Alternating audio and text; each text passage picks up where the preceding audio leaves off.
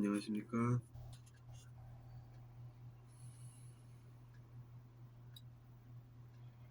이번 시간에는 저번 시간에 이어서 시편 24편 후반부를 읽어보고 또 시편 27편, 28편 초반까지 시간 되는 대로 읽어보겠습니다. 그러니까 구원의 하나님으로부터 우리가 배울 수 있는 그런 것들이 어떤 것인지 쭉 설명해 보았습니다. 그전 시간의 내용이 거기까지였고, 그 다음에는 어떤 내용들이 의미가 있는지 제가 찾아보겠습니다. 그 다음에는 볼 게 제가 언급할 내용은 잘 없네요. 24편은 그렇고 27편은 어떤 내용이냐면, 여호와는 나의 빛이요 나의 구원이시니 내가 누구를 두려워하리요, 이렇게 나와 있습니다. 그러니까 이제 이 사람은 솔직하게 이제 자기 자신이 느낀 바를 고백하고 있는 것이죠. 우리는 누구를 비판을 하더라도 제대로 알고 비판을 해야 합니다. 또 이제 그 비판이 비난이랑은 분명히 구별된다는 것이고, 그것을 구현할 수 있는 사람들이 되어야 우리가 하겠다라는 것이죠.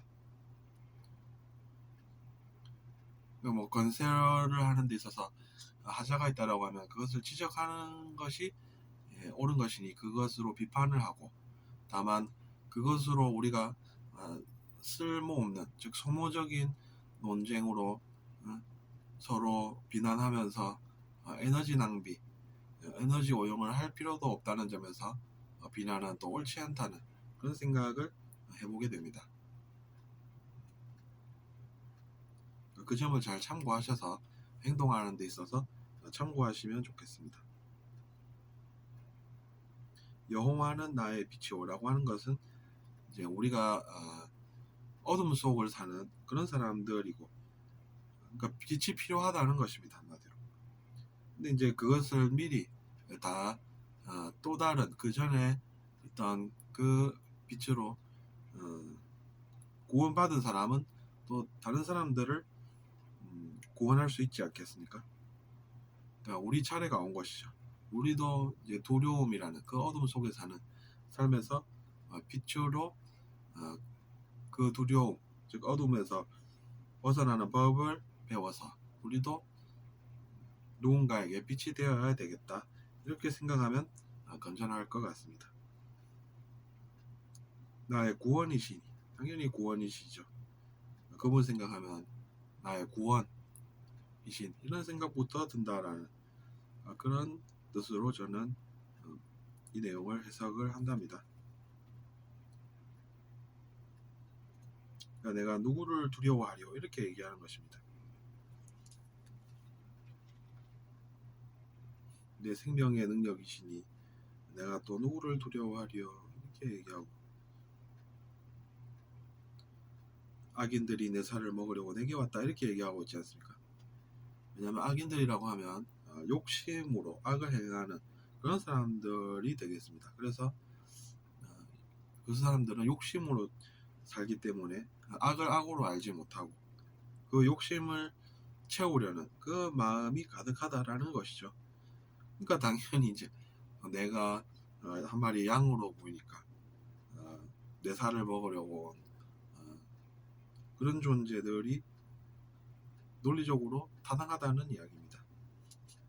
비유를 그렇게 들고 있다는 것이죠. 그렇게 왔으나 그들이 실족하여 넘어졌다, 이렇게 또 표현하고 있네요.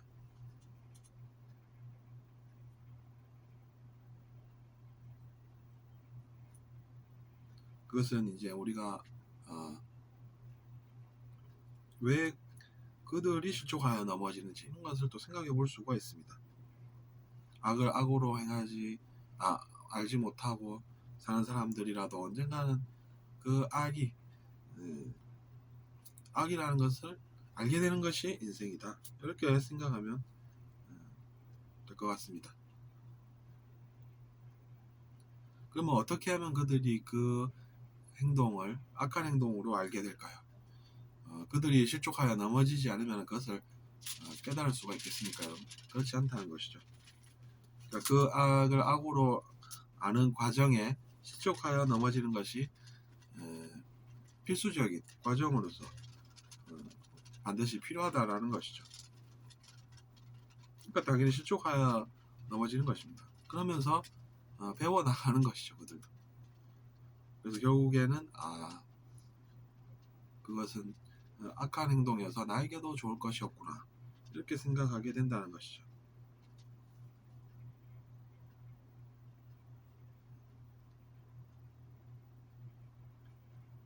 그런 내용이 여기서는 중요하네요.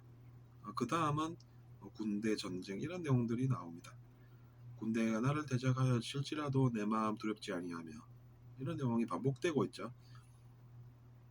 전쟁이 일어나 나를 치리할지라도 나는 여전히 태어나리로다, 이렇게 얘기하고 있습니다. 상당한 용기가 되겠죠. 왜냐하면 내 믿음이 그만큼 강하다라는 이야기가 되는 것으로 해석이 가능하다는 것이죠. 이런 걸 읽으면 역시 사람은 믿음의 힘으로 이렇게 사는 모양입니다 라고 생각을 할 수가 있겠습니다.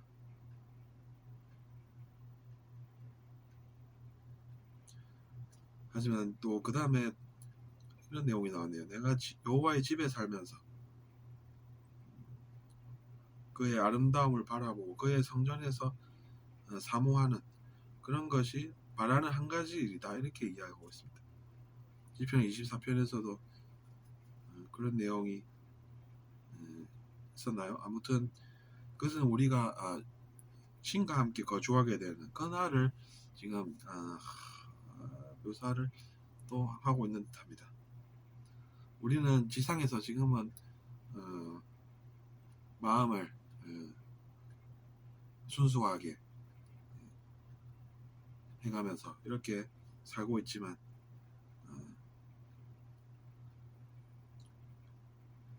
여호와와 함께 거주하면서 사는 그날을 또 한번 그려보는 듯합니다. 누구나 그런 것들을 다 그려보지 않겠습니까?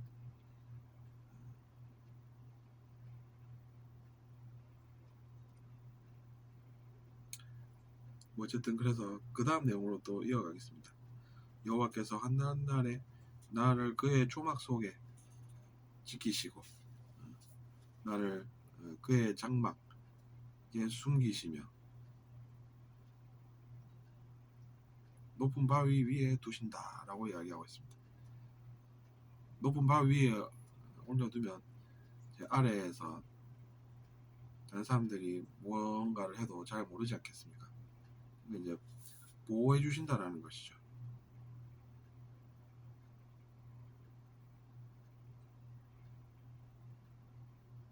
그래서 내가 그를 위해 희생하겠다라고 나와 있네요. I will sacrifice, 이렇게 나옵니다. 그리고 노래하며 그의 노래를 만들겠습니다, 이렇게 각오를 다지고 있네요. 주님으로부터 받은 사랑을 잊지 않고 갚으려는 그의 선한 의지가 또 엿보이는 그런 구절이 되겠습니다. 그리고 시편 28편 초반부까지 내용이 이어집니다. 그래서 이제 주를 부르짖는다라고 이야기하고 있습니다. 나의 반석이시며 그래서 내가 그를 찾는다라는 이야기입니다. 내게 길을 막지 마소서라고 부르짖는다라는 이야기입니다. 얼마나 우리가 인간으로서 한 인간으로서 다들 공감할 수 있는 내용이겠습니까? 저는 그렇게 생각이 드네요. 왜냐하면 우리는 사람으로서 누구나 두려움이라는 것에서 자유롭지 못하게 살고 있는 존재들 아니겠습니까? 잘 몰라서 잘 살지는 못해도 누구나 이 살기 어려운 현실에서 도움이 될 그 누군가를 찾아서 부르짖는다라는 것입니다. 그런 것을 보면 우리도 역시나 차가운 가슴으로 누군가가 부르짖는 그 간절한 요청을 거절하지 않고 뜨거운 가슴으로 살아야 하겠다라는 그런 생각을 하게 만드는 구절이네요.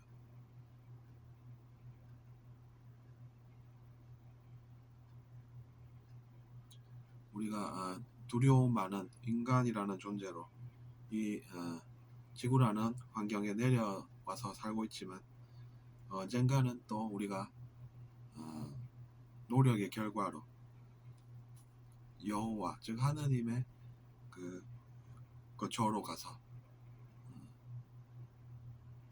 그 인자하신 모습을 보면서 그와 함께 산다라고 하는 것은 우리를 지켜줄 그 보호자분 그 보호자분을 우리가 영혼으로 부르짖고 또 그를 위해서 우리가 기도를 하면서 사는 현실 그 현실을 같이 한번 느껴보았습니다. 여러분도 많은 것을 느끼셨으리라고 생각합니다. 그러면서 이번 강의 마치고자 합니다. 들어주셔서 감사하고 구독 부탁드립니다.